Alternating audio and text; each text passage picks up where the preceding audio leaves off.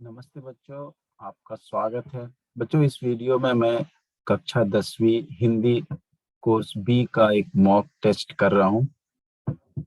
इस mock test में मैं आपको जो मेरे पास जो जानकारियां हैं आज 11 नवंबर 2021 तक जो जानकारियां मेरे पास हैं उनको भी शेयर करते जाऊंगा। ये जानकारियां आगे बदल सकती हैं या नहीं भी बदल सकती हैं। आप समय अनुसार आपके पाठशाला में आपके अध्यापक जो बताते हैं, आपके पाठशाला से जो आपको सूचना मिलती है उसी के अनुसार आप चलेंगे। ठीक है। अभी तक मेरे पास जो जानकारी है उनको मैं शेयर करते हुए ये मॉक टेस्ट करूंगा। ठीक है।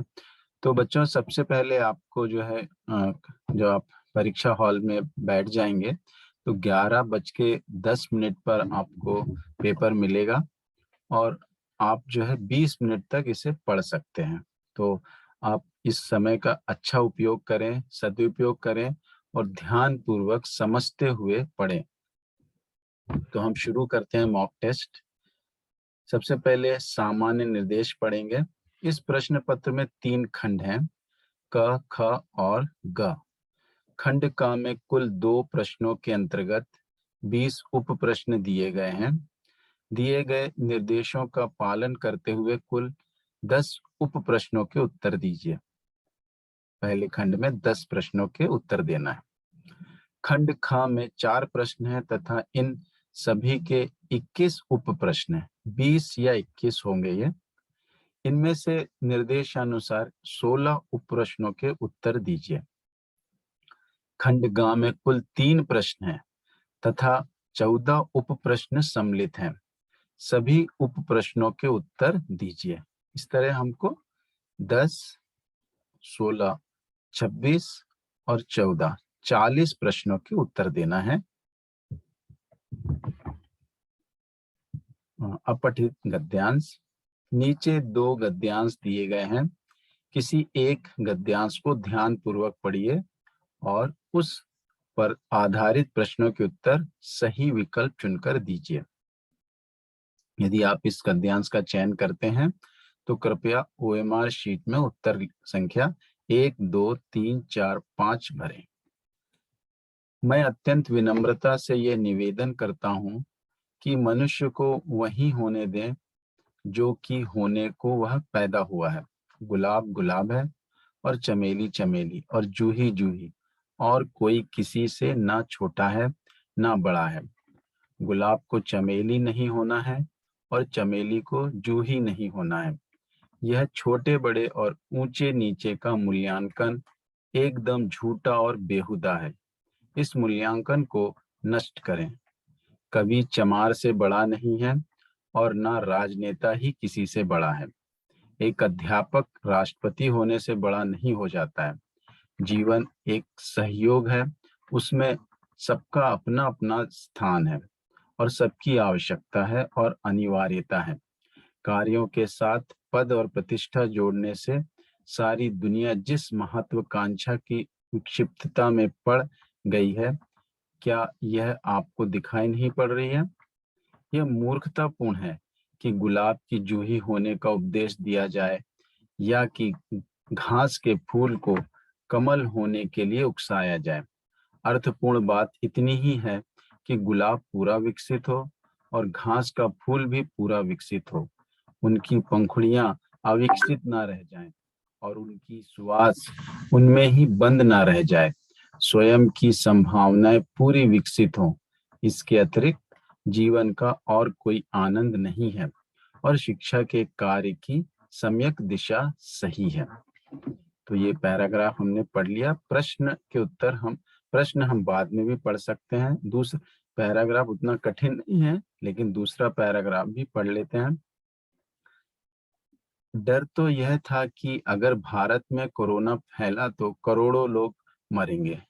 अमेरिका, रूस, जर्मनी जैसे उन्नत देश तो अपने स्वास्थ्य कुशलता के कारण बच जाएंगे, किंतु भारत की कमर टूट जाएगी। परंतु हुआ उल्टा। भारत ने न केवल स्वयं को सुरक्षित किया कछुए की तरह, अपितु विश्व के अनेक देशों के लिए भी करुणा निधान और दीन वत्सल सिद्ध हुआ। भारत ने न केवल कोरोना वायरस से युद्ध किया उसके विनाश के लिए चिकित्सकों और वैज्ञानिकों की सेना तैयार की, अपितु जनता को हर तरह से जागरूक किया। परिणाम सामने है। भारत संसार की सबसे अधिक प्रभावी और विश्वसनीय वैक्सीन बनाने में सफल रहा। उसने यह वैक्सीन उदार हृदय से पूरे विश्व में बांटी। भारत ने मृत्यु के संकट का मुकाबला करने के लिए व्यापार नहीं किया, शोषण नहीं किया, अपितु अपने मित्र देशों को मुफ्त वैक्सीन का उपहार देकर उनका हृदय जीत लिया। आज परिणाम यह है कि पड़ोसी देश पाकिस्तान भारत की वैक्सीन लगवाने के लिए तरस रहा है, जबकि उनका आका चीन उन्हें भारी कीमत पर वैक्सीन बेचकर लाभ कमाने में लगा हुआ है। कोरोना के बहाने विश्व ने देख लिया है कि विश्व का पिता होने का, सहृदय संरक्षक होने का उदार हृदय किसके पास है। पूरी वसुधा को कुटुंब मानने का भाव किसके पास है। तो हमने दोनों गद्यांश पढ़े और मुझे जो है दूसरा गद्यांश सरल लगा। ठीक है, इसी तरह और जो गद्यांश दिए हैं वो भी पढ़ेंगे। प्रश्न हम बाद में पढ़ेंगे। ये 20 मिनट का प्रयोग जो है हम बहुत अच्छे से करना है। यदि हम चाहते हैं कि हमें अच्छे नागरिक मिले, तो हमें विद्यार्थियों को सभी दृष्टि से योग्य बनाना पड़ेगा। पहली बात उनमें राष्ट्रभक्ति की भावना का संचार करने की है। हमारा विद्यार्थी वर्ग स्वयं को राष्ट्र की धरोहर समझकर अपनी रक्षा करें। उसे यह बात मन में ठान लेनी है कि उसके ऊपर भारत की रक्षा का भार है। उसे स्मरण रखना होगा कि वह महान राष्ट्र का नागरिक होने जा रहा है, जिसने आदिकाल से ही वसुदेव कुटुंबकम की उद्घोषणा की थी। उसे इसका पूर्णतः पालन करना है। दूसरी बात यह है कि उसे कर्मठ बनना है। आलस्य को ही अपना महान शत्रु समझकर उसकी छाया से घृणा करनी है। आज आवश्यकता है अधिक से अधिक उत्पादन करने की, अधिक से अधिक कर्तव्य परायण, अधिक से अधिक प्रगतिशील बनने की।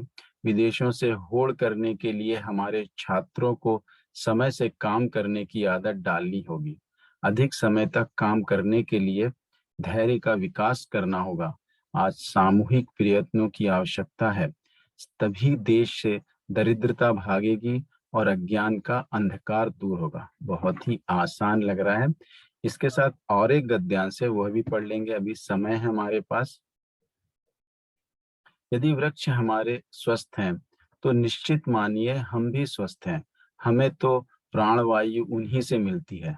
हम कार्बन डाइऑक्साइड छोड़ते या उन्हें देते हैं, और वे बदले में हमें ऑक्सीजन देते हैं, जो हमारे जीवन की हर गतिविधि के लिए आवश्यक है।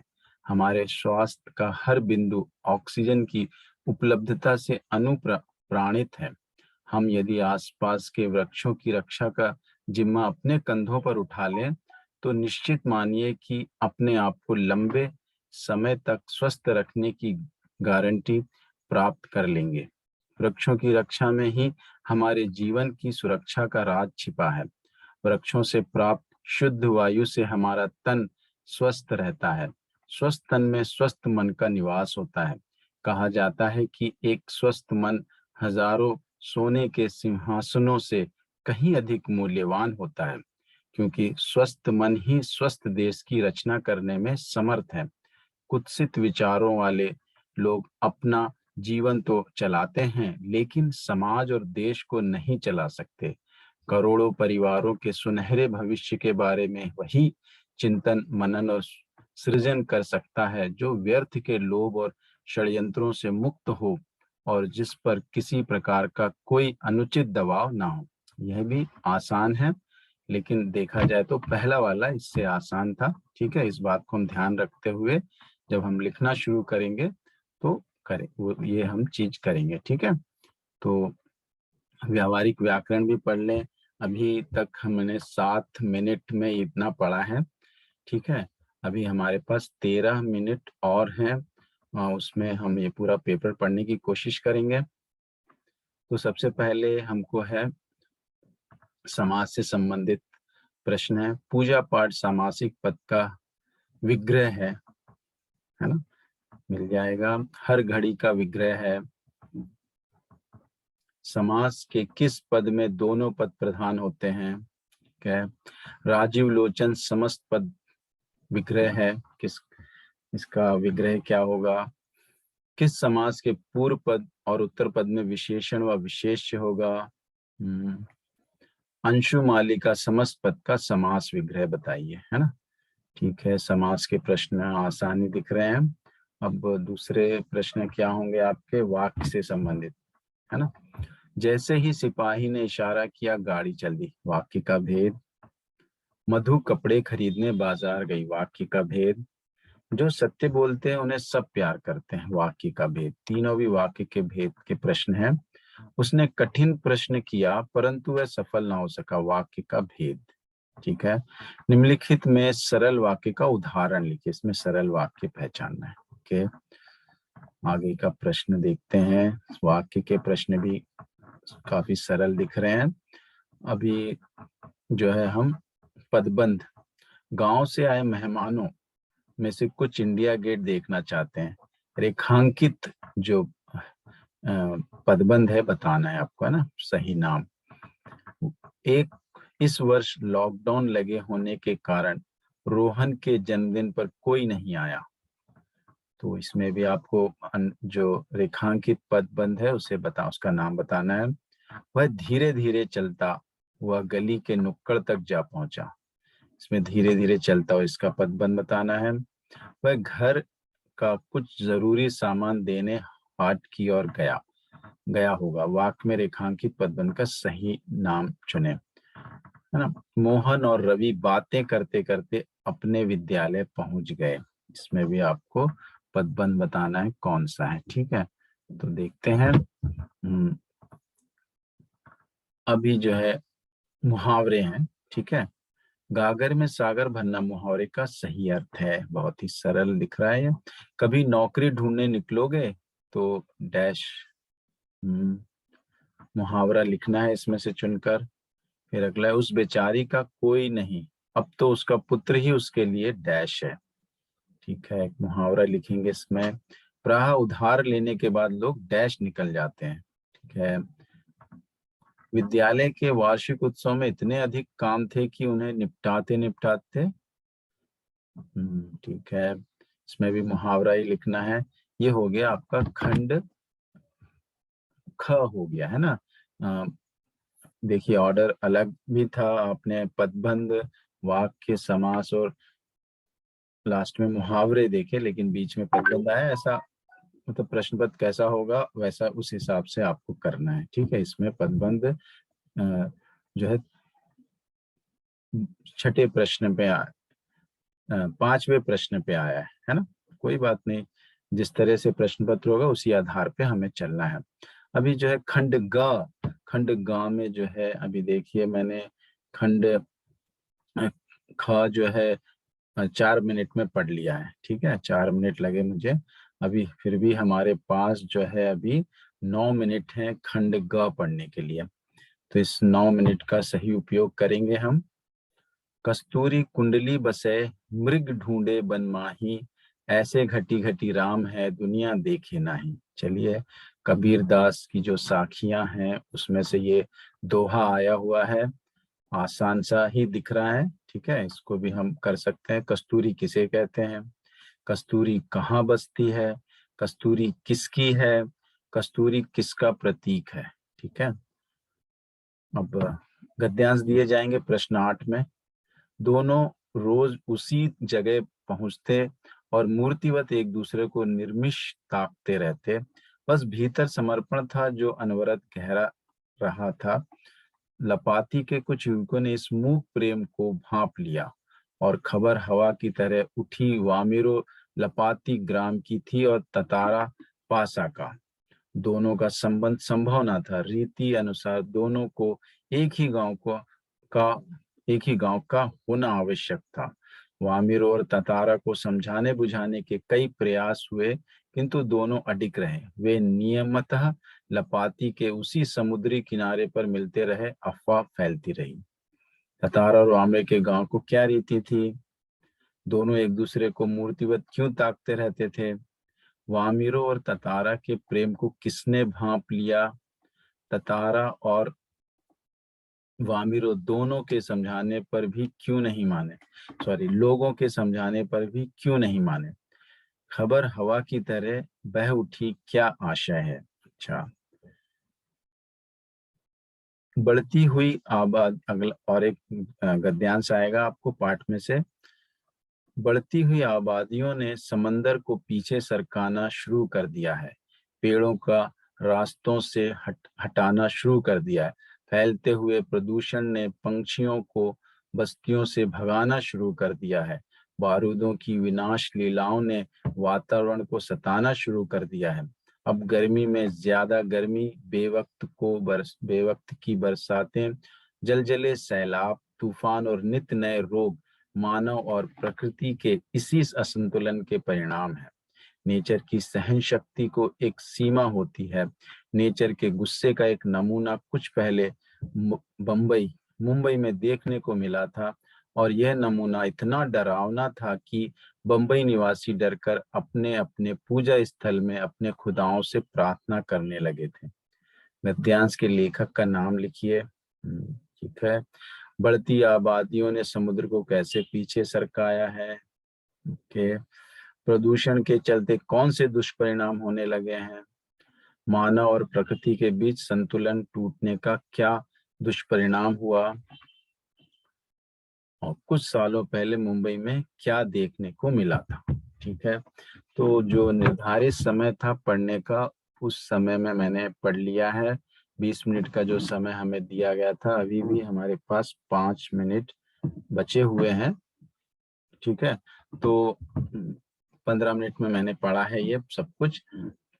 ठीक है, तो अभी देखिए हमने पढ़ लिया और थोड़ा सा समझे भी, और उसी हिसाब से अब जब हमको लिखने का समय दिया जाएगा तब लिखना शुरू करेंगे, और लिखने का समय हमें 11:30 पे मिलेगा, है ना।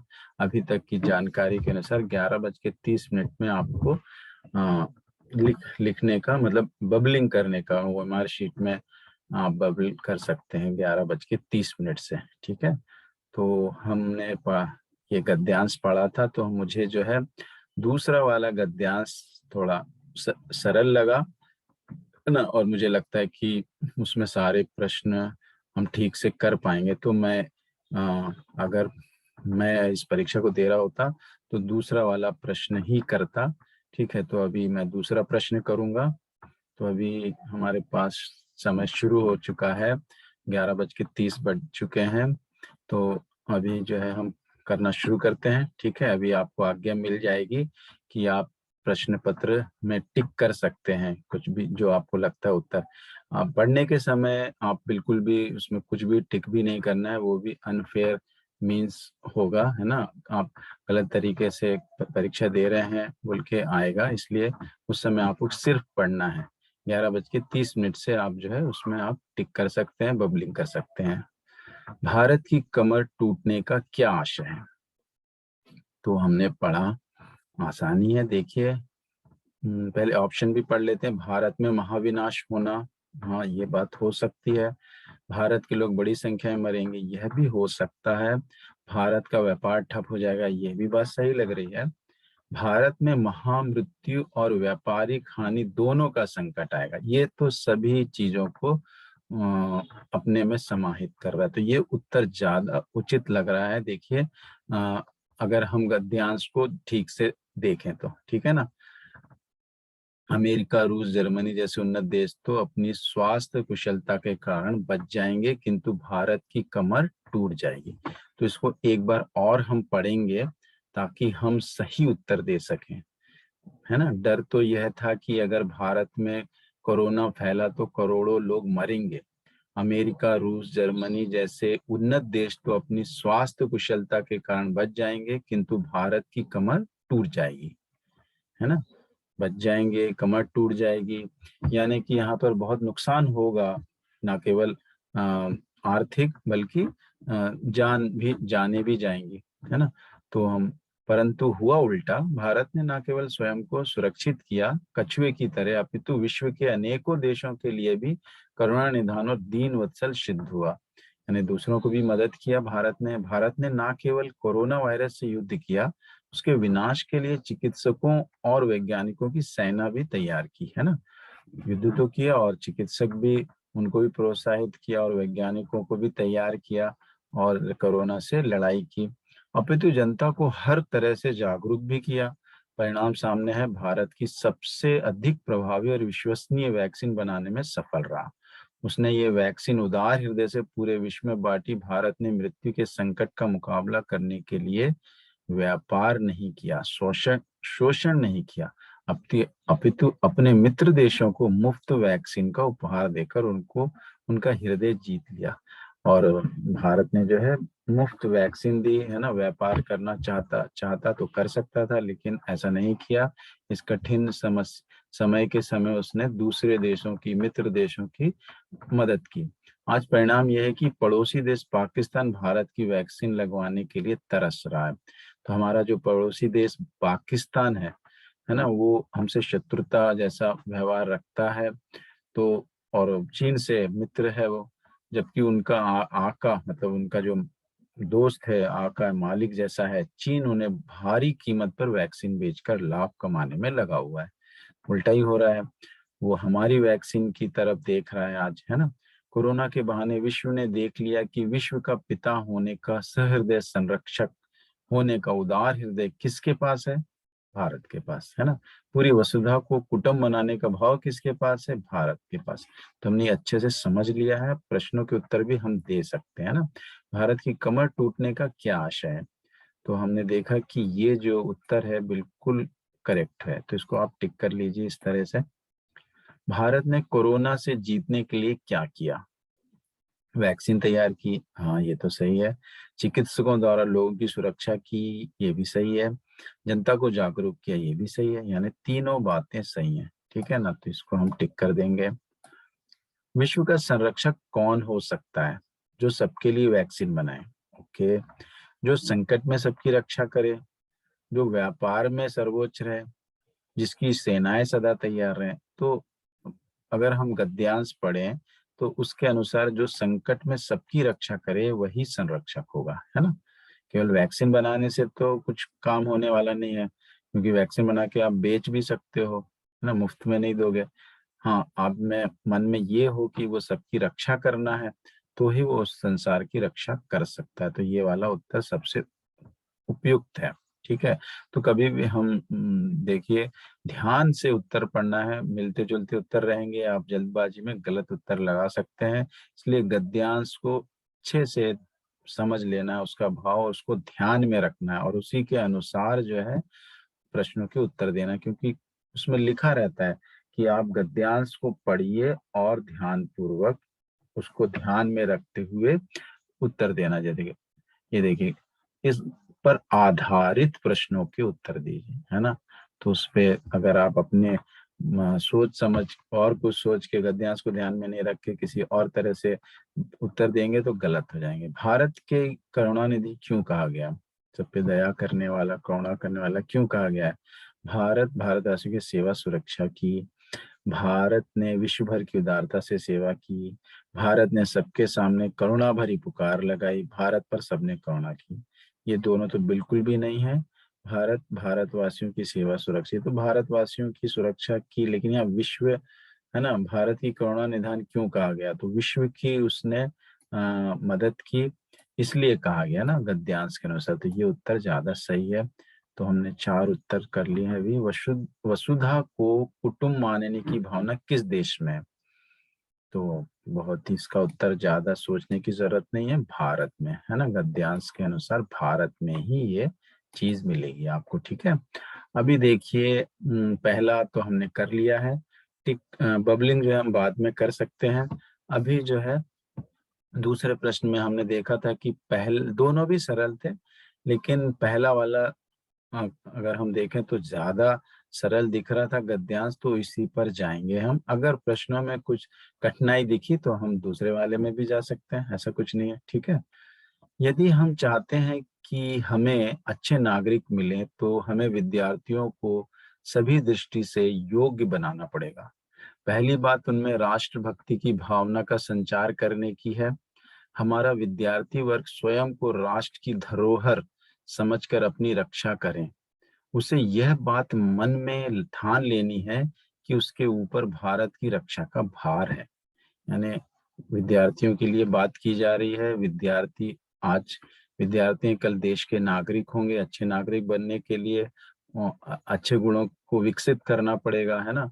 और वे देश की धरोहर है, तो अपने आप को अच्छे से रखें और भारत की रक्षा का भार उन्हीं के ऊपर है। ये बात हमको समझ में आ रही है, स्पष्ट है, कठिन शब्द भी नहीं है ज्यादा।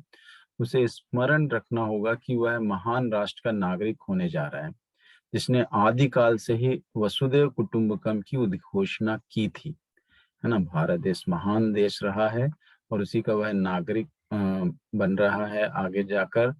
और पुराने समय से, आदिकाल से, प्रारंभिक समय से जो है पूरे विश्व को जो है एक परिवार की तरह मानता है ना। उसे उसका पूर्णता पालन करता है। दूसरी बात यह है कि उसे कर्मठ बनाना है, कर्मठ बनना है, सॉरी, कर्मठ बनना भी है विद्यार्थी को। ये उसको जिम्मेदारी बन गई है, कर्तव्य बन गया कि वो कर्मठ बने, काम करता रहे। आलस्य को ही अपना महान शत्रु समझकर उसकी छाया से घृणा करनी है। आलस्य को शत्रु समझना है, बिल्कुल ठीक है। आज आवश्यकता है कि अधिक से अधिक उत्पादन करने की, अधिक से अधिक कर्तव्य परायण, अधिक से अधिक प्रगतिशील बनने की, विदेशों से होड़ करने के लिए हमारे छात्रों को समय से काम करने की आदत डालनी होगी और समय का उपयोग करना है। उनका कर्तव्य है कि उत्पादन भी ज्यादा हो, प्रगति भी ज्यादा हो और विदेशों से होड़ यानी प्रतियोगिता, कंपटीशन भी करने के लिए उसमें आदत हो। इस तरह की आदतें विकसित करनी पड़ेंगी, तभी हमारा देश विकसित होगा। अधिक समय तक काम करने के लिए धैर्य का विकास करना होगा और विद्यार्थी जीवन में ही ये गुण जो है विकसित कर सकते हैं।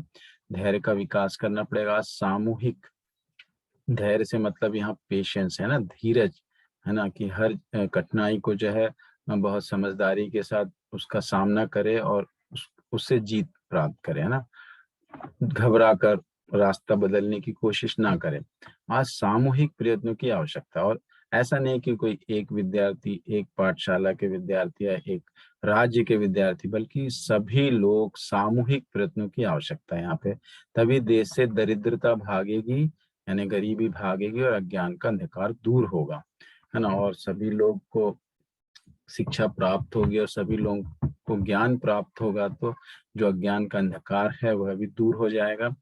तो देखा जाए तो ये बहुत ही सरल सा गद्यांश प्राप्त हुआ है। परीक्षा में भी इस तरह से आएगा तो बहुत अच्छी बात है। ठीक है, अभी देखते हैं देश के विकास के लिए विद्यार्थियों को क्या करना आवश्यक है। उन्हें कर्मठ बनना चाहिए, ये भी सही बात है। उनके मन में राष्ट्रभक्ति की भावना होना चाहिए, ये भी सही है। उसे आलस्य से त्याग कर समय का सही उपयोग करना चाहिए। बिल्कुल तीनों बातें सही लग रही हैं, तो यही उत्तर होगा गद्यांश के अनुसार, है ना। तो कभी ज्यादातर हमने देखा कि उपयुक्त सभी हो जब होता है ऑप्शन में, तो ज्यादातर ये उत्तर होता है, लेकिन ऐसा नहीं है। पढ़ना है हमको ठीक से, कई बार आपको कंफ्यूज हो कर सकते हैं। विद्यार्थी पर किसका भार है, हमने पढ़ा ना, बिल्कुल आसान सा उत्तर है, मिल गया हमको ये तो। किसका भार है, राष्ट्र की, भारत की रक्षा का भार है ना। तो भारत की रक्षा का ये मिल गया हमको उत्तर। और आज राष्ट्र के विकास के लिए किस चीज की आवश्यकता है, क्या चाहिए हमें, अधिक से अधिक प्रगतिशील बनने की, अच्छा, अधिक से अधिक उत्पादन करने की, ठीक है, राष्ट्र के प्रति कर्तव्य परायणता की। तीनों भी बातें गद्यांश में आई हैं, यानी उपयुक्त सभी, ठीक है। देश की दरिद्रता यानी गरीबी कैसे दूर होगी, खाना खाकर सोने से, सामूहिक प्रयत्नों से, स्वयं भाग जाएगी, अपने आप चली जाएगी गरीबी, ऐसा तो नहीं होगा। खाकर सो जाएंगे तो नहीं होगा। एक और दो दोनों सही है क्या, एक और दो नहीं। सामूहिक प्रयत्न हमने पढ़ा था ना, सब लोग मिलजुल के काम करेंगे तो हम जो है इस गरीबी को दूर कर सकते हैं। इस गद्यांश का उचित शीर्षक क्या होगा, उचित शीर्षक पूछ रहा है आपसे, यानी आपको गद्यांश ध्यान में रखना है, उसका भाव ध्यान में रखना है, और तभी जो है आप उत्तर दे पाएंगे ठीक से, ठीक है। जरा से भी आपने मिसअंडरस्टैंड किया, आपका उत्तर गलत हो जाएगा। युवा शक्ति, इसके बारे में बातचीत नहीं हुई है, विद्यार्थी के बारे में बातचीत हो रही है गद्यांश में। राष्ट्र निर्माण, ठीक है, राष्ट्र में निर्माण हो सकता है, राष्ट्र के प्रति कर्तव्य ये भी हो सकता है, विद्यार्थी के कर्तव्य, लेकिन ज्यादा जो बात की जा रही है वो विद्यार्थी के कर्तव्य के बारे में हो रही है ना। तो तुलनात्मक रूप से ये तो आंसर हो ही नहीं सकता, ये तीनों हो सकते हैं, लेकिन अगर हम तुलना करें तीनों शीर्षकों में तो ये ज्यादा उपयुक्त है ना, और यही होना चाहिए, ठीक है ना। विद्यार्थी के कर्तव्य, क्योंकि पूरे पैरा में आप देखिए, पूरे गद्यांश में देखिए विद्यार्थियों के बारे में बात हो रही है और उन्हीं को अपने कर्तव्यों का पालन करने की बात हो रही है, और उन्हीं को विश्व में हमारे देश को कैसे आगे लाना है उसकी बात हो रही है। तो ये उपयुक्त होगा, ठीक है। इस तरह से हमने गद्यांश खंड क जो है पूरा कर लिया। चूंकि हमने खंड क कंप्लीट किया तो ये गद्यांश पढ़ने की आवश्यकता नहीं है, हम सीधे अब खंड ख में चले जाएंगे, ठीक है। बहुत जल्दी कर दे रहा हूं मैं शायद, आप थोड़ा और समय ले सकते हैं, है ना, क्योंकि इतना जल्दी जल्दी करने से भी गलतियां हो सकती हैं। आप थोड़ा और समय लीजिए। आप मेरे साथ मॉक टेस्ट कर रहे हैं, तो अगर मैं और थोड़ा ज्यादा स्लो हो जाऊंगा तो फिर आप शायद ठीक से ना सुने, इसलिए मैं थोड़ा सा फास्ट हूँ, ओके। लेकिन आप और भी समय लेके ये कार्य कर सकते हैं जिससे कि गलतियां कम हो। तो खंड ख में चलते हैं हम। पूजा पाठ, सामासिक सामासिक पद का विग्रह है, योजक चिन्ह हमको दिख रहा है, तो ये जो है द्वंद्व समास हो सकता है ना। तो पूजा का पाठ नहीं होता, पूजा और पाठ होना चाहिए, पूजा से पाठ, पाठ में पूजा, तो ये ज्यादा हमको सही दिख रहा है, इसी को टिक कर लीजिए। हर घड़ी का विग्रह है, हर घड़ी, ये भी एक समास है, अव्ययी भाव समास है। हर की घड़ी, हर की पड़ी, हर समय, हर के लिए एक पड़ी। तो क्या सही है, देखिए उत्तर ज्यादा कंफ्यूज करने वाले नहीं है, बिल्कुल सही उत्तर आपको सही से दिख जा रहा है, हर समय। समास के किस भेद में दोनों पद प्रधान होते हैं? तो 6 समास हैं। तत्पुरुष, ध्यान में लाइए, तत्पुरुष है, इसमें द्वितीय दूसरा पद जो है प्रधान होता है। फिर है द्विगु समास, इसमें भी दूसरा पद, और फिर है कर्मधारय समास, दूसरा पद, और द्वंद्व समास में दोनों पद प्रधान होते हैं। तो दोनों पद की प्रधानता पूछी जा रही है ना। अव्ययी भाव में तो पहला पद प्रधान होता है अव्यय, और बहुव्रीहि में कोई भी पद प्रधान नहीं होता है। तो दोनों पद प्रधान तो भाई द्वंद्व में होते हैं, ठीक है। तो बिल्कुल सही जवाब लग रहा है मुझे।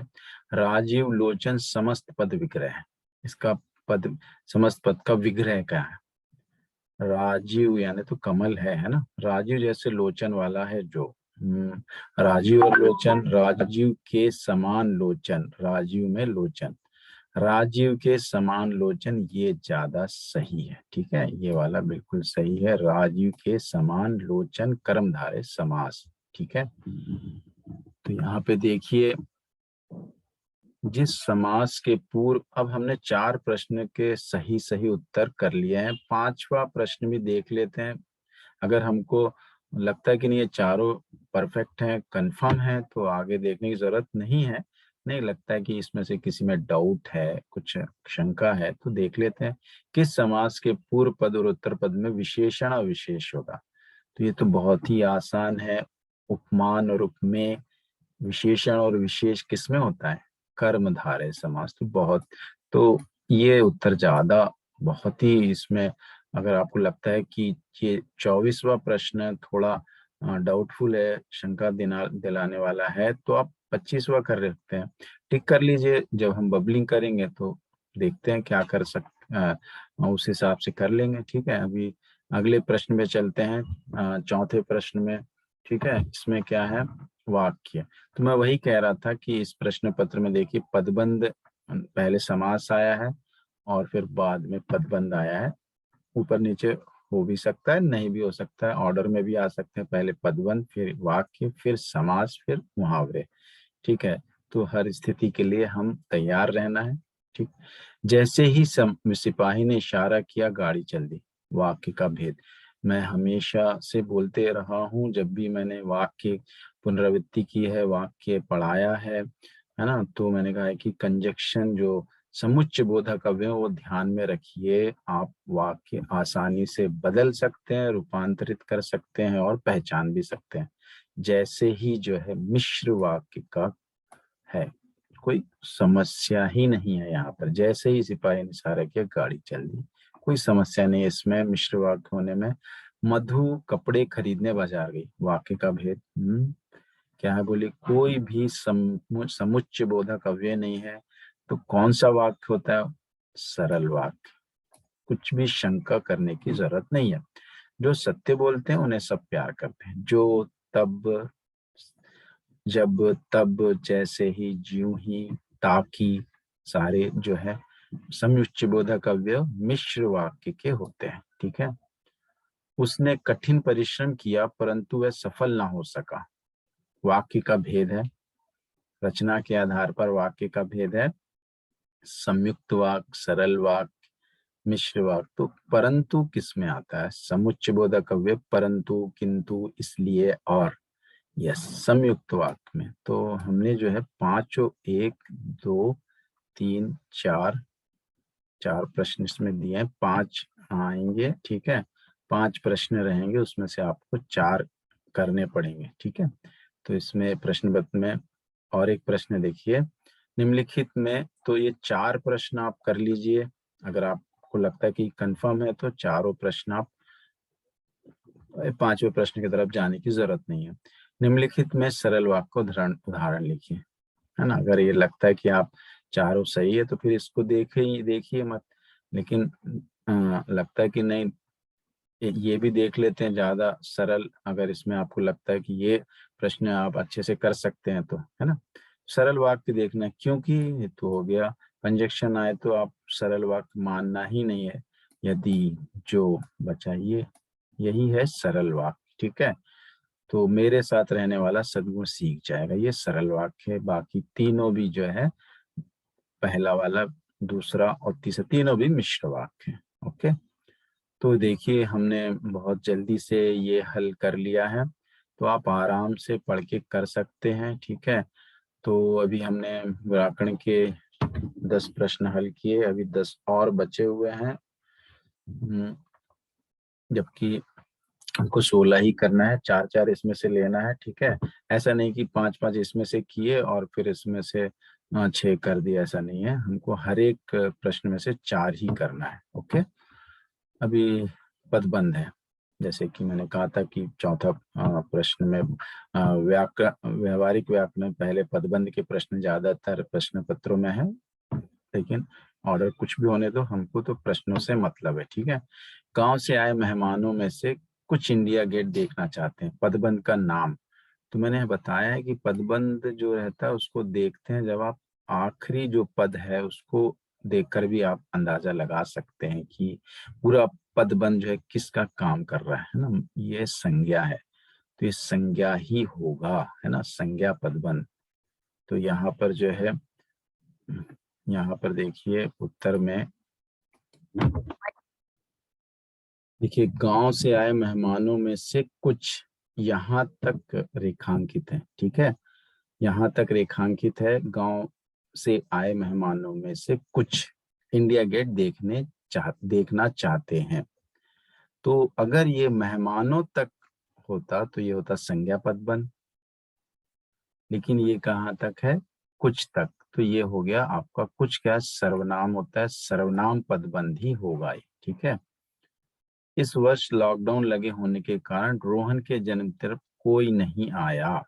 तो यहाँ पर देखिए कोई, कोई, ये पदबंध में कोई आया है, ये कोई भी जो है सर्वनाम ही होता है, ये सर्वनाम पदबंध है। ठीक है। वह धीरे धीरे चलता हुआ,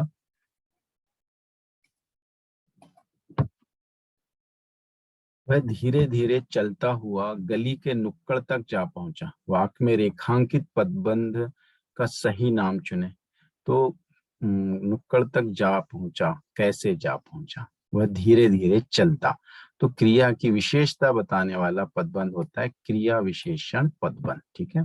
वह घर का कुछ जरूरी सामान देने हाट की ओर गया होगा। ये जब भी वाक्य के अंत में क्रिया होती है ना, जो हिंदी का जो वाक्य होता है, जो पदक्रम होता है, कैसा होता है? कर्ता कर्म क्रिया। तो ये क्रिया को ही रेखांकित किया गया है। कौन सा पदबंध होगा फिर? ये क्रिया पदबंध ही है ना, क्रिया पदबंध। ठीक है, ये थोड़ा स्पेलिंग मिस्टेक है, क्रिया पदबंध। ठीक है। मोहन और रवि बातें करते करते अपने विद्यालय पहुंच गए। ठीक है, तो यहाँ पर अगर बातें करते करते तक ही अंडरलाइन होता तो ये हो जाता था कैसे पहुंच गया? बातें करते करते, क्रिया विशेषण पदबंध। लेकिन आप देखिए रेखांकित जो है अपने तक, और अपने विद्यालय यानी विद्यालय किसका विद्यालय? अपना, किसी का निजी। ठीक है, तो यहाँ पर जो है अपना जो है विशेषण का काम कर रहा है। ठीक है, अपना विद्यालय विशेष सार्वनामिक विशेषण का काम कर रहा है, इसलिए जो है विशेषण पदबंध होगा। ये कौन सा पदबंध होगा? विशेषण पदबंध होगा। ओके, तो यहाँ पर देखिए हमने जो है पदबंध से संबंधित भी पांचों प्रश्न कर लिए हैं। जो हमको ज्यादा सही दिखता है उसी को हम जो है बबल करेंगे। ठीक है, निम्नलिखित प्रश्नों में से किन्हीं चार के निर्देशानुसार उत्तर लिखिए। अभी मुहावरों से संबंधित है। गागर में सागर भरना मुहावरे का सही अर्थ है। बहुत ही आसान है ये, है ना। बिहारी के दोहे गागर में सागर भरते हैं, कुछ ना करना। गागर में सागर का पानी भर देना, लंबी चौड़ी बातें करना, या थोड़े में बहुत कुछ कह देना। बिल्कुल सही, थोड़े में बहुत कुछ कह देना। कभी नौकरी ढूंढने निकलोगे तो डैश रिक्त स्थान की पूर्ति उचित मुहावरे से कीजिए, है ना। कभी नौकरी ढूंढने निकलोगे तो क्या होगा? असलियत जमाने में कितनी कठिनाई है, दुनिया में कितनी कठिनाई है, उसका सामना करना पड़ेगा आपको। असलियत का सामना करना पड़ेगा, असलियत मालूम हो जाएगी। उसके लिए कौन सा मुहावरा होता है? जमीन पर पाँव नहीं पड़ना, दीवार खड़ी करना, या नामो निशान मिटाना, या आटे दाल का भाव मालूम होना, है ना। आटे दाल का भाव मालूम होना, ये मुहावरा होता है हमको वास्तविकता के बारे में जानकारी होना, है ना। उस बेचारी का कोई नहीं, अब तो उसका पुत्र ही उसके लिए डैश है।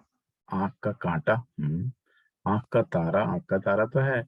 अंधे की लाठी सहारा है। अंधे की लकड़ी तो कोई मुहावरा ही नहीं है।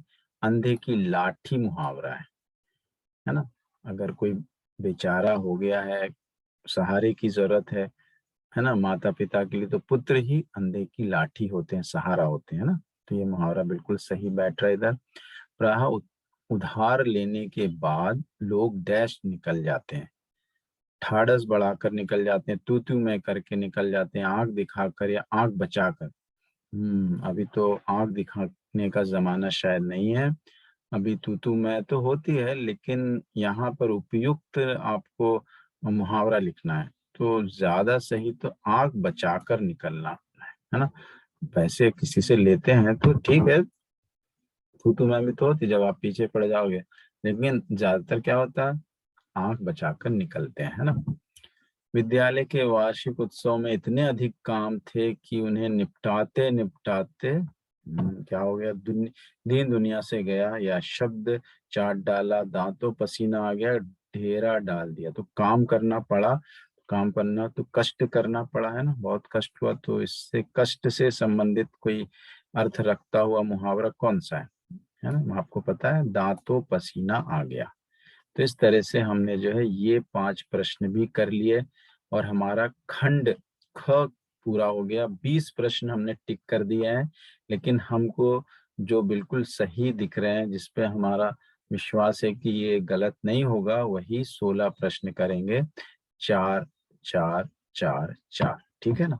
हर एक प्रश्न में से 4 4, पदबंध में से 4, समास में से 4, वाक्य में से 4, और मुहावरों में से 4 प्रश्न के उत्तर ही देंगे। जो उत्तर हमको कंफर्म दिख रहे हैं, वो जो नहीं दिख रहा है उसमें हम लगा देंगे एक गोला दिया गया है कि हम अटेम्प्ट नहीं कर रहे हैं, उसका इवेल्युएशन नहीं होगा, उस तरह का हम बबल करेंगे। ठीक है, खैर आगे बढ़ते हैं। खंड ग में थोड़ा जल्दी ही मैं कर दिया हूँ, यहाँ पर आप और भी समय ले सकते हो। देखिए मैं सोचते हुए वो बात करते हुए भी कर रहा हूँ, तो भी हमको पर्याप्त समय मिल रहा है ना, तो आप अच्छे से आराम से जो है कूल माइंड से पेपर कर सकते हैं। वैसे भी सेकंड लास्ट है हिंदी का पेपर, तो आप अभ्यस्त हो चुके होंगे पेपर करने में, ज़्यादा कठिनाई नहीं होगी समय के बारे में, और सब बहुत सारी जानकारी आपको प्राप्त हो ही जाएंगी, तो ज़्यादा परेशानी तो नहीं होगी। फिर भी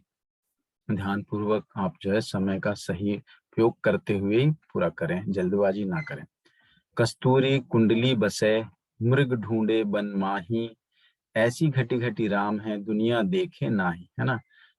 जो कस्तूरी होती है, जो मृग के ही पेट में होती है, नाभि में होती है ना, और मृग जो है उसकी खुशबू से प्रभावित होकर उसे जंगल में ढूंढता रहता है, जबकि उसके नाभि में ही है। इसी प्रकार राम है, भगवान है ना। भगवान जो है वो हमारे पास ही होते हैं, हर एक शरीर में, हर एक मन में होते हैं, लेकिन दुनिया लोग जो है उसको ढूंढने के लिए मंदिर, मस्जिद, गुरुद्वारा, चर्च आदि इधर उधर भटकते रहते हैं। ठीक है ना, यही अर्थ हुआ ना इसका, पढ़ा आपने। कस्तूरी किसे कहते हैं? बहुत ही शांति, सुगंध, सुगंधित द्रव्य, आनंद। तो सुगंधित द्रव्य है ना कस्तूरी। कस्तूरी कहाँ बसती है? जंगल में, मनुष्य की नाभि में, मानव के मन में, या मृग की नाभि में?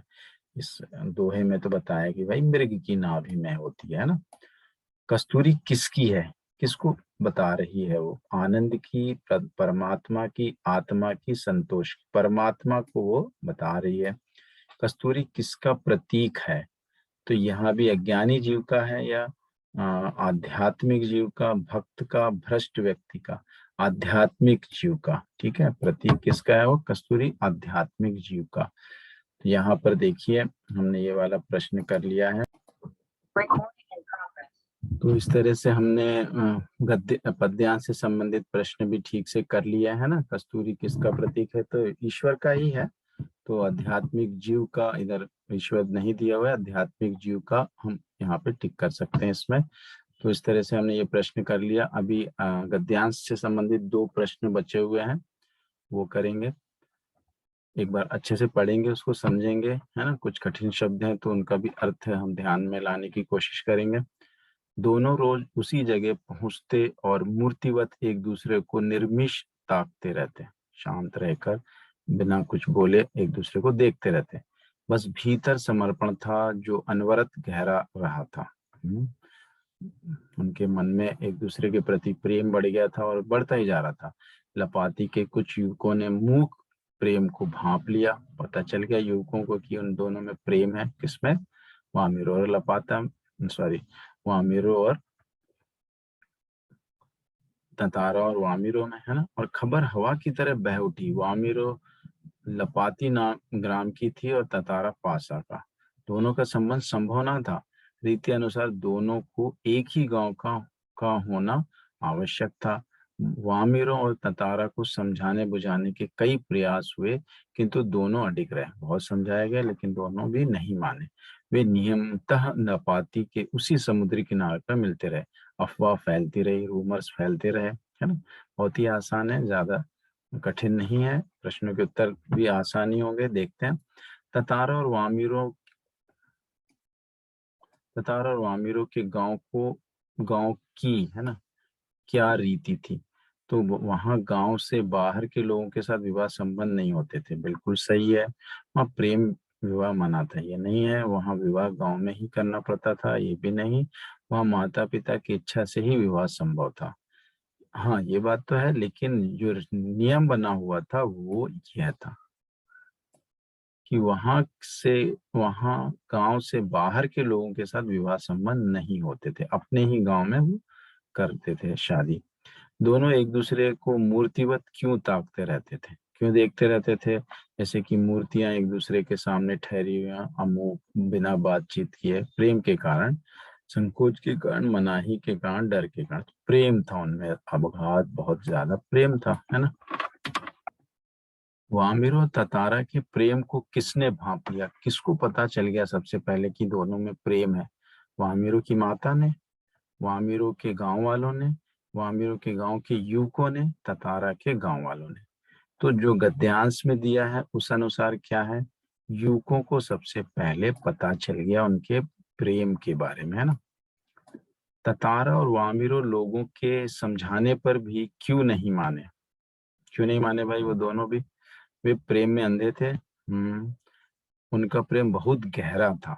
वे किसी की परवाह नहीं करते थे। वे निडर और अनुशासनहीन थे। ये तो बिल्कुल नहीं हो सकता। किसी की परवाह नहीं करते थे, ये भी नहीं है।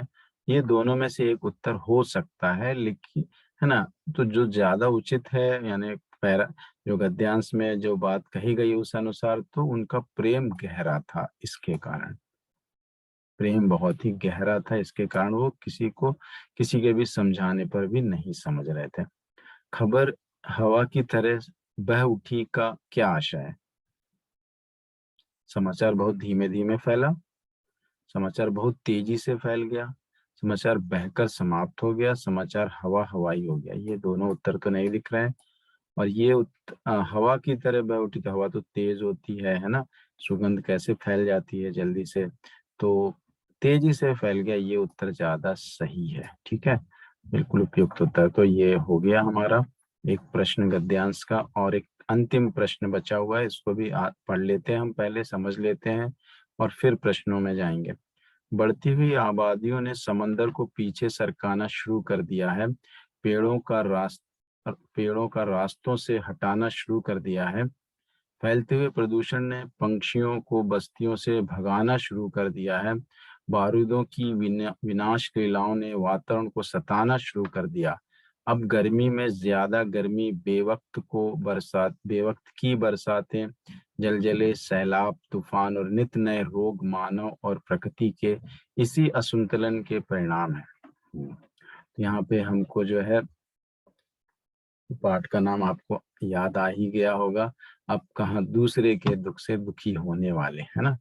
जहाँ पर जो है लोग जो है समुद्रों को भी पीछे सरका रहे हैं, पेड़ों को भी हटा दे रहे हैं, पक्षी वहां से बस्तियों से भाग जा रहे हैं। विनाश, बारूदों का विनाश लीलाओं से वातावरण को सताना शुरू कर दिया। गर्मी, बेवक्त की बरसातें, जलजले, तूफान, ये सारे चीजें आ जा रही हैं। रोग लोगों में बढ़ जा रहे हैं ना। प्रकृति के इस असंतुलन के परिणाम है। नेचर की सहन शक्ति एक सीमा होती है। नेचर के गुस्से का एक नमूना कुछ पहले मुंबई में देखने को मिला था। और यह नमूना इतना डरावना था कि बम्बई निवासी डरकर अपने पूजा स्थल में अपने खुदाओं से प्रार्थना करने लगे थे। तो जब असंतुलन पैदा होता है नेचर में, प्रकृति में, तो बहुत ऐसी चीजें आती हैं जिससे कि बहुत जीव राशि का, बहुत से लोग मारे जाते हैं, है ना। तो ऐसा देखने को भी मिला था एक समय पे मुंबई में। तो बहुत ही अच्छे से हमने समझ लिया, पाठ भी हमने पढ़ा है, तो सारी चीजें हमको पता भी है। गद्यांश के लेखक का नाम बहुत ही आसान है, ये तो निदा फाजली है ना। निदा फाजली इसके लेखक हैं। बढ़ती आबादियों ने समुद्र को कैसे पीछे सरकाया? समुद्र के तट पर बांध, डैम बनाए, समुद्र के चारों तरफ दीवारें बना दी क्या? समुद्र के आसपास मानवीय आबादी बस गई, या समुद्र के किनारों पर दुकानें बना ली?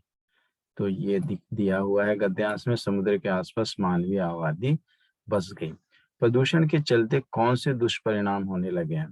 प्रदूषण, बहुत ही पॉल्यूशन हो चुका है, तो क्या हो रहा है? नित नए रोग फैलने लगे हैं, सही है ये तो। समुद्री तूफान आने लगे, ये भी सही है। पंछी बस्तियां छोड़कर भाग गए, वातावरण दूषित हो गया। तीन चारों सही दिख रहे हैं, लेकिन गद्यांश में देखते हैं क्या बात है। गद्यांश के अनुसार फैलते प्रदूषण ने पंछियों को बस्तियों से भगाना शुरू कर दिया है। तो हम गद्यांश पर आधारित ही उत्तर देंगे। तो पंछी दूर भाग गए, सॉरी कौन सा, ये वाला, पंछी बस्तियां छोड़कर भाग गए, है ना, यही उत्तर दिया हुआ है। मानव और प्रकृति के बीच संतुलन टूटने का दुष्परिणाम हुआ। क्या दुष्परिणाम हुआ? पंछी दूर भाग गए, पेड़ कट गए, समुद्र में नित्य तूफान आने लगे, मौसम चक्र टूट गया और नए रोग पनपने लगे। इन चीजों के बारे में तो नहीं बताया। संतुलन बिगड़ने से क्या हुआ है? उन्होंने बताया कि एक बम्बई में जो है एक बहुत ही भयानक जो दुर्घटना हुई, सुनामी आ गया ना, तूफान आ गया, उसके बारे में चर्चा है। यानी कि ये सही होना चाहिए, समुद्र में नित्य तूफान आने लगे, है ना। तो ये गद्यांश के अनुसार, ठीक है। कुछ साल पहले मुंबई में क्या देखने को मिला था? भयंकर गर्मी और बरसात, जल प्रलय का वातावरण, समुद्री तूफान द्वारा आया विनाश, आतंकवादी घटनाएं। गद्यांश के अनुसार समुद्री तूफान द्वारा आया विनाश हमको देखने को मिला था। ठीक है, तो इस तरह से हम देखते हैं कि प्रश्न सरल ही होते हैं, उनके उत्तर भी हमको चारों के चारों कई बार दिखते हैं, लेकिन हम गद्यांश के अनुसार ही उत्तर टिक करना है। तो इस तरीके से हमने सारे उत्तर टिक कर लिए हैं, है ना। अब हम जो है बबलिंग करेंगे, तो बबलिंग भी हम अब शुरू कर देते हैं। तो हमारे पास करीब आधा घंटा बचा हुआ है, या 15-20 मिनट भी हमारे लिए काफ़ी होते हैं बबलिंग करने के लिए। तो हम बबलिंग करते हैं अभी। तो अभी तक की जानकारी के अनुसार जो सूचनाएं हमारे पास हैं उसको मैं बता रहा हूँ आपको, कि बबलिंग करने के लिए इन बातों का अवश्य ध्यान रखें। ठीक है, कि किस तरीके से बबलिंग करने से आपको अंक प्राप्त होंगे। ये सारी चीजें आप कर चुके हैं, इतने सारे पेपर करेंगे आप, है ना। तो जो हिंदी में करने तक आपको ये सारी जानकारियां मिल ही जाएंगी। ठीक है, तो ज़्यादा दिक्कत तो नहीं होगी हिंदी के पेपर में। ठीक है, तो इसलिए हम सीधे अब OMR शीट में चलते हैं। तो हिंदी की OMR शीट भी आपको इस तरह की हो सकती है। ठीक है, जैसे अभी तक जो जानकारी प्राप्त हुई उसके अनुसार 55 प्रश्न होंगे, 55 प्रश्न होंगे, और आपको जो है जैसी सूचना दी गई है उस अनुसार आपको 40 प्रश्न करने पड़ेंगे। पहले जो प्रश्न है, पहले प्रश्न में से 5, दूसरे प्रश्न में से 5, और जो खंड ख है उसमें से 16, और खंड ग में से आपको 14 प्रश्न करने हैं। तो हमने क्या किया था, पहले जो खंड था उसमें हमने क्या किया है, पहला खंड का हमने दूसरा गद्यांश लिया है ना। पहला गद्यांश हमने कठिन समझा और दूसरा गद्यांश लिया। दूसरा गद्यांश यानी छठवां प्रश्न, है ना। छठवें प्रश्न से हमने शुरू किया, छठवें का घा उत्तर है, तो हम घा को जो है क्या करेंगे, क ख ग घ, इधर हम इसको जो है ऐसा बबल कर देंगे। ठीक है, बबल करने के बाद जो है हम क्या करेंगे, इधर पे उत्तर, अरे देखिए ना, पहले प्रश्न को ही करके देखिए, जल्दबाजी में ऐसा हो सकता है, जल्दबाजी मत कीजिए। छठवां प्रश्न यानी कि इस प्रश्न का घ, इसको कर लीजिए। ठीक है, घ कर लीजिए, और ठीक है, इधर चाहे तो अभी लिख सकते हैं घा, या फिर बाद में भी लिख सकते हो। ठीक है, एक घा लिख दिया। अब फिर नेक्स्ट, सातवां प्रश्न भी घा ही है। ठीक है, सातवां प्रश्न भी घा ही है। उत्तर, सातवें प्रश्न का उत्तर भी, एक मिनट, ये पांचवे को कर दिया है मैंने, है ना। तो इस तरीके से आप ध्यान दीजिए, छठवां प्रश्न घा है, बहुत ध्यान से लगाना है, देखिए गलतियां हो सकती हैं। घा इधर लिख देंगे, और इधर भी घा है, और ये आपको जो है ब्लैक या ब्लू पेन से ही करना है। ठीक है, ब्लैक या ब्लू पेन से ही करना है। इधर भी आप घा लिखेंगे। ठीक है, अच्छे से लिखेंगे, क्लियर रहना चाहिए। अगर इधर ABCD दिया हुआ है तो ABCD ही लिखेंगे। ठीक, अगर ABCD दिया है, ABCD, क ख ग घ दिया है तो क ख ग घ लिखेंगे। जिस तरीके से आपको OMR शीट मिली है उसी हिसाब से लिखेंगे। इधर पे ABCD है तो ABCD लिख सकते हैं। प्रश्न पत्र में क ख ग है। ठीक है, तो इसलिए हम क ख ग लिख रहे हैं। ठीक है, जिस तरीके से सूचनाएं होंगी उस तरह से हम करना है। ठीक, ओके, नेक्स्ट उत्तर क्या है आपका, विश्व का संरक्षक कौन हो सकता है, ये दूसरा उत्तर है इसका। ठीक है, दूसरा उत्तर यानी ये वाला। ठीक है, दूसरा उत्तर, तो ये जो है आपको ख है ना। तो अगर आपको लगता, अगर आपको ABCD ही दिया हुआ है तो आप जो है उसी हिसाब से इसको करेंगे। ठीक है, अगर मान लीजिए ABCD ही दिया हुआ है तो हम जो है उसी हिसाब से करेंगे। इसमें D आएगा, है ना, D जो है इस तरह से आएगा, और क ख ग दिया है तो क ख ग करेंगे। और डी दिया है, इसमें आपको बी लिखना है। डी बनाते समय ध्यान रखना है कि वो ए जैसा ना बने, है ना, क्योंकि डी और ई में बहुत ज्यादा फर्क नहीं रहता। ये लाइन ऊपर तक नहीं खींचे तो ए जैसा दिखेगा। अभी देखिए नेक्स्ट उत्तर क्या है हमारा, 9वां, ये भी दूसरा उत्तर है। दूसरा उत्तर यानी बी, है ना।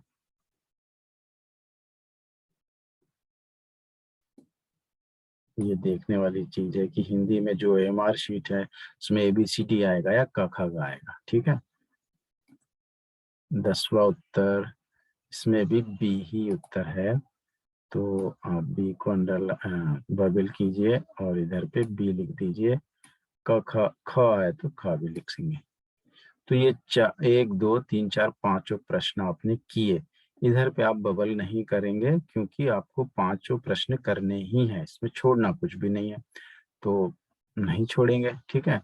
अब क्या है, 11वां प्रश्न से हमने किया है, तो 11वें का उत्तर भी क्या है, 11वें का उत्तर भी घा है, तो घा को ही हम यानी कि डी, डी को ही हम गोला लगाना, अच्छे से बनाना है डी इस तरह से, ठीक है।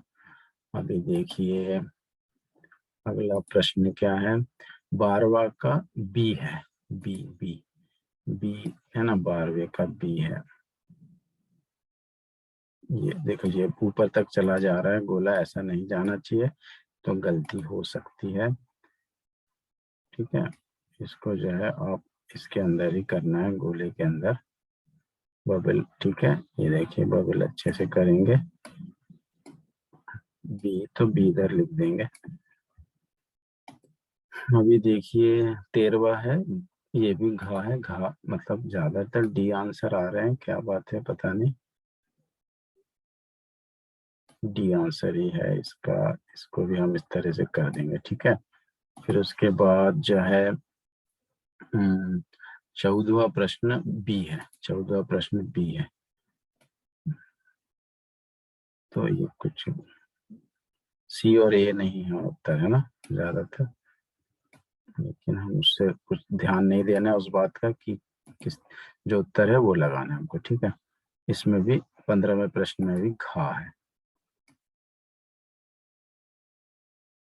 हम उस बात का ध्यान ना रखते हुए अपने उत्तर की तरफ ध्यान रखना है, ठीक है। ये हो गया आपका 10 प्रश्न आपने कर लिए, है ना। ये 5 तो आप करेंगे नहीं क्योंकि चॉइस है आपको, ये गद्यांश या दूसरा गद्यांश। इसमें भी 16 से 20 तक करने की आवश्यकता नहीं क्योंकि ये भी चॉइस है आपको। तो अगला जो है 21वें प्रश्न में जाएंगे हम। 21वां प्रश्न ये बी है ना, 21वां प्रश्न बी है, ठीक है। तो 21वां प्रश्न को हम कहाँ देखते हैं, कहाँ 21वां प्रश्न, 21वां ये है ना, ये जो है बी है, ठीक है, बी। 21वां प्रश्न क्या है, बी है, ओके। और 22वां है हमारा सी, 22वां क्या है, सी है,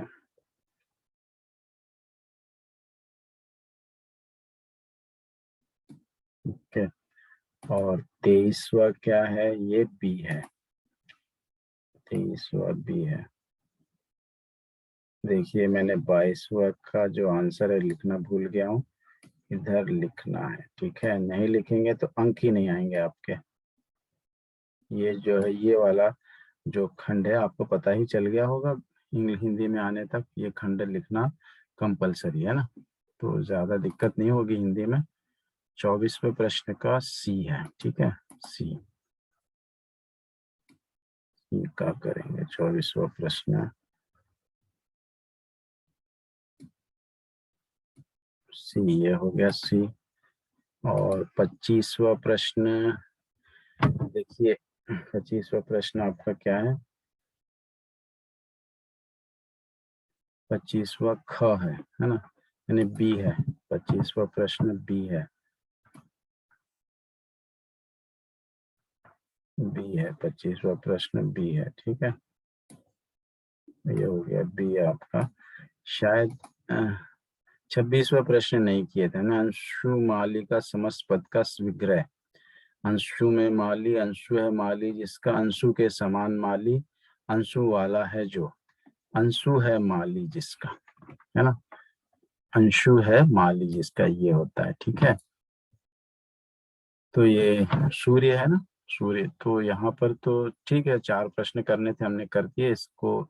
ये प्रश्न 26वां प्रश्न आप जो है मत, इसको आप यहाँ पर गोला लगा दीजिए, जिससे कि ये इवेल्युएट नहीं होगा। ठीक है, यहाँ पे गोला लगा दीजिए, नहीं तो इवेल्युएट हो जाएगा वो। हमको 4 ही करने हैं ना। ठीक है, हमको 4 ही करने हैं। 1 मिनट, कुछ गलती हो रही है। 4 ही करने हैं। समास में 6 प्रश्न दे सकता है ना, तो उस हिसाब से जो है इधर 6 प्रश्न हो गए हैं।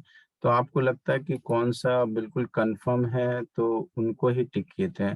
तो हम 4 जो है 25वां शायद आपको ठीक लगे, ये जो है 24वां शायद कुछ डाउट है, तो इसको भी हम सोचते हैं कि इवेल्युएट ना हो, तो इसको हम इस तरह से कर देते हैं। ठीक है भाई, तो हम चाहते हैं कि ये इवेल्युएट ना हो, है ना।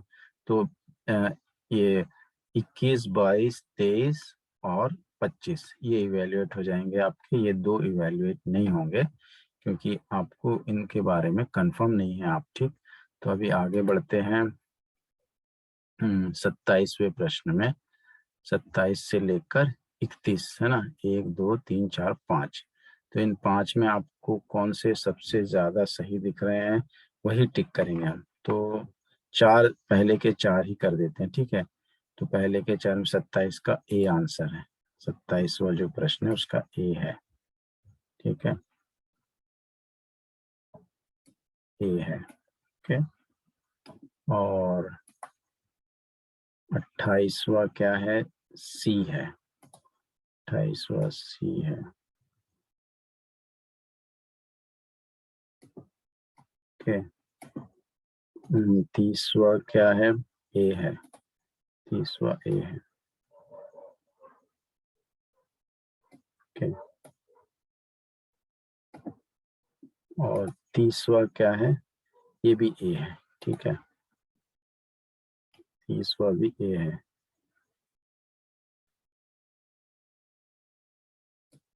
ओके, 4 हो गए हैं। 31 का हम छोड़ना चाहते हैं, तो इसको 31 में जो है यहाँ पर हम बबल कर देंगे, है ना, जिससे कि ये इवेल्युएट नहीं होगा। ठीक है, इवेल्युएट नहीं होगा, ये 4 ही होंगे। अभी जो है 32वें प्रश्न पे चलते हैं। 32 से लेकर 32, 33, 34, 35, 36 है। तो आप कौन से 4 करना चाहेंगे? ये थोड़ा 32वां थोड़ा डाउट दिख रहा है ना। तो 33, 34, 35, 36। ठीक है, 34, तो 32, 33 से करेंगे, है ना। 33 से हमको कंफर्म दिख रहा है। ये 32वां वाला थोड़ा हमको डाउट दिख रहा है, तो 32वां छोड़ देते हैं। 32वें वाले को हम जो है इधर इस तरह से बबल कर देते हैं। तो ये वाला थोड़ा डाउट दिख रहा है भाई हमको प्रश्न में। तो 33 से करते हैं। 33 का ए, 33 का ए करेंगे। 33 का ए सही है ना। ए अब का भी हो सकता है, तो का लिखेंगे, इसमें कोई परेशानी नहीं है। ठीक है, जहाँ तक मुझे जानकारी अभी तक, उन जानकारी के आधार पर बता रहा हूँ। आगे जो भी जानकारियाँ मिलेंगी उस हिसाब से आप चलेंगे। ठीक है, ए है तो ए लिखेंगे, और क है तो क लिखेंगे, ए है तो ए लिखेंगे। ओके, ये जो अच्छे से नहीं लिखा है मैंने, इसको जो है आप अच्छे से लिखिए। ओके, कौन सा प्रश्न किया है अभी? 33 किया ना। 34 पे जाएंगे। 34 ये हमको ये भी ए है। 34 भी ए है। ठीक है, 34 भी ए हो गया, ए लिख देंगे।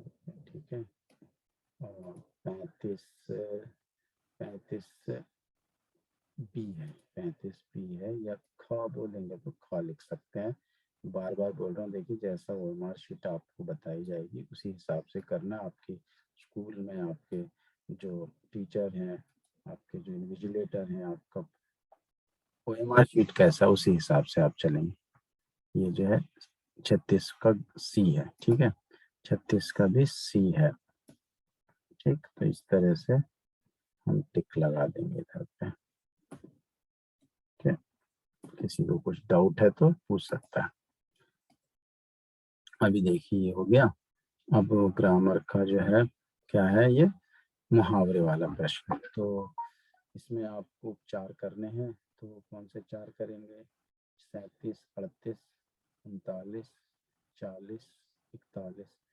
तो 40 ये ज़्यादा सही दिख रहे हैं, 37 से 40 तक। ठीक है, 37 से 40 तक। तो 37 का बी है। ठीक है, 37 का बी 37 हो गया, ये 37 का बी,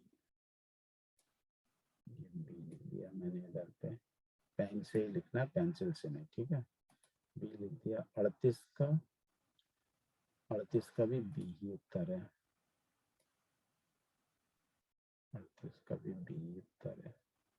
ठीक है, और 39 का सी उत्तर है।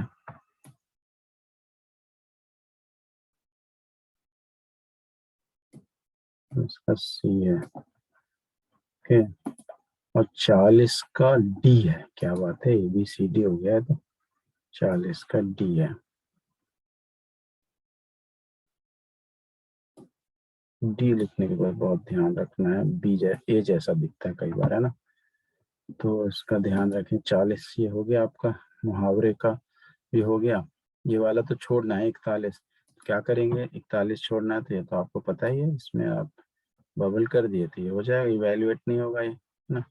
जो आपको पूरे पता थे 4, वो आपने कर लिए। ठीक है, तो यहाँ पे देखिए, अब आ जाते हैं इसमें 42वें प्रश्न। ये तो करने ही है, 42, 43, 44, 45, ये तो करने ही है। ठीक है, CDBB, CDBB ऐसा मत कीजिए, आप ध्यान से करना है। ठीक है, आपके सामने पेपर रहेगा, आप देख के कर सकते हैं। मुझे थोड़ा बार बार उधर जाना पड़ रहा है, इसलिए ऐसा बोल रहा हूँ। CDBB, CDBB, CD, ये हो गया आपका।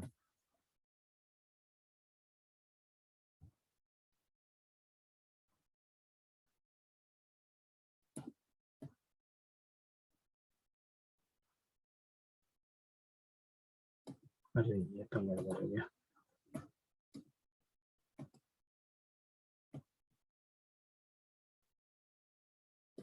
अभी देख रहे मैंने कर दिया, लेकिन यहाँ पे अंक नहीं लिखा है ना, लेटर नहीं लिखा है, तो ये तो इवेल्युएट ही नहीं होगा, मतलब मार्क्स ही नहीं मिलेंगे। इसलिए ये लिखना तो कंपलसरी है। ठीक है, ये नहीं लिखेंगे तो काम ही नहीं चलेगा, तो आपको पता ही हो जाएगा, बार बार मैं बोल दे रहा हूँ। तो ये चारों करने हैं, इधर पे बबल करने की जरूरत नहीं है, तो चारों करने ही हैं, आपको आ रहे हो नहीं आ रहे हो तो करने ही है। ठीक है, अभी आगे 46वां प्रश्न। 46, 47, 48, 49, 50, ये 5 प्रश्न है। तो 46 का क, 46 का क यानी आपको जो है क्या करना है, ए करना है ना। ठीक है, ए करें या का होगा तो का करेंगे, ऐसा कुछ प्रॉब्लम नहीं है ना। ये तो करना ही है, इसमें बबलिंग आप करना है, फिर उसके बाद ये लिखना ही है। ठीक है, इसको बबल करना ही नहीं है, क्योंकि करना ही है वो तो। 47 का भी का है भाई, चलिए, यानी 47 भी इधर ही आएगा, है ना, ये भी इधर आएगा। आप इधर पे ए लिख सकते हैं, अच्छे से लिखिए ए। और 48 का सी है, 48 का सी है, देखिए भाई सी है, 48 का सी है। ओके, 49 का बी है, 49 का बी है। ये देखिए क्या हो जाता है, जल्दबाजी में समय अब जल्दी जल्दी भाग रहे हैं ना, तो हम सोच रहे हैं कि भाई जल्दी से करें। देखिए बबलिंग में भी अच्छा खासा समय लग रहा है। आपको तो अनुभव हो गया होगा करते करते, मुझे अभी नहीं हुआ है ना। 50 का भी खा है,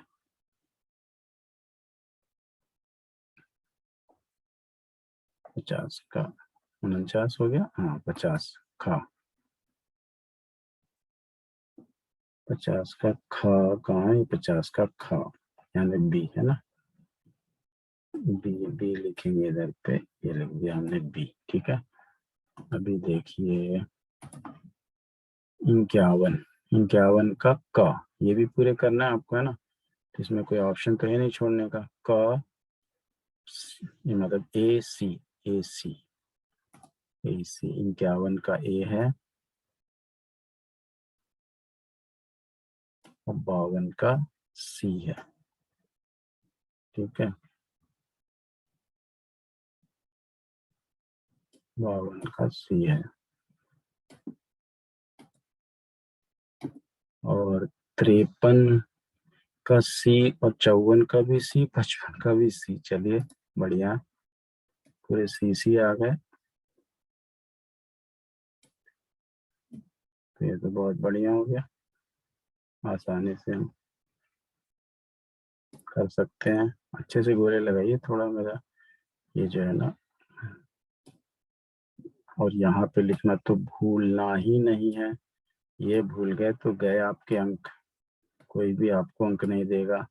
ठीक है, इसलिए ये भूलना नहीं है। ओके, ये देखिए सारा प्रश्न पत्र हमने हल कर लिया और बबलिंग भी कर ली। चेक कर लीजिए 40 प्रश्न किए हैं आपने या नहीं। 1 2 3 4 5 6 7 8 9 10 11 12 13 14 15 16 17 18 19, 19 हो गए। ओके, इधर हमने 5 कर दिए। नहीं, ये तो हमने नहीं किया है ना, इसको नहीं काउंट करेंगे। ठीक है, तो इसको हम लिखेंगे ना तो अच्छा रहेगा ज्यादा, है ना।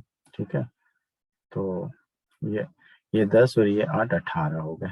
ठीक है, 18, 19, 20, 21, 22, 23, 24, 25, 26, 27, 28, 27, 28, 29, 30 हो गए। ठीक है, 30 हुए, 30, 31, 32, 33, 34, 35, 36, 37, 38, 39, 40।